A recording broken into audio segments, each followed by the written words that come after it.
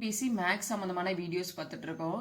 7 ஆட்கள் ஒரு வேலையை 52 நாட்களில் முடிப்பர்.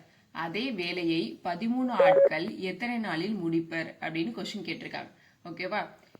7 ஆட்களை 52 நாள்ல முடிப்பாங்களாம். 13 பேரு எத்தனை நாள்ல முடிப்பாங்க அப்படிங்கிறது தான் நம்மளுக்கு கொஸ்டின். ஓகேவா? ஃபர்ஸ்ட் ஆட்கள் எழுதிக்கிறீங்க, அடுத்தது நாட்கள் எழுதிக்கிறீங்க. ஆட்கள் எத்தனை பேர் இருக்காங்க? 7 பேர். 7 பேர் எத்தனை நாள்ல முடிப்பாங்க? 52 நாள்ல. அப்போ 13 ஆட்கள் எத்தனை நாளில் முடிப்பாங்க அப்படிங்கிறது கொஸ்டின் மார்க் போட்டுக்கிறோம். எதுவும் ஒரு வேல்யூ கண்டுபிடிக்கணும், நம்ம இதை என்ன எடுத்துப்போம்? எக்ஸ்ன்னு எடுத்துப்போமா? எக்ஸ்ன்னு எடுத்துக்கிறோம். ஓகேவா? இப்போ டேரக்டாக இங்கே பாருங்க, 7லேருந்து எத்தனை நாட்கள் மாதிரி இருக்கு? 13ங்கிறது இன்க்ரீஸ் ஆகிருக்கு. அப்போ இன்க்ரீஸ். ஓகேவா?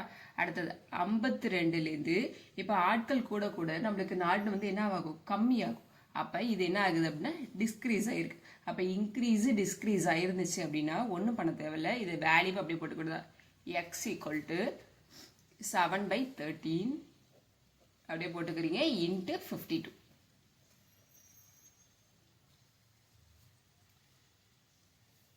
Thirteen ones are 13, 13 4s are 52 அப்படின்னு வந்துடும். அப்போ எக்ஸ் ஈக்குவல் டு 7 × 4. இப்போ 7 × 4 என்ன? 28. ஓகேவா?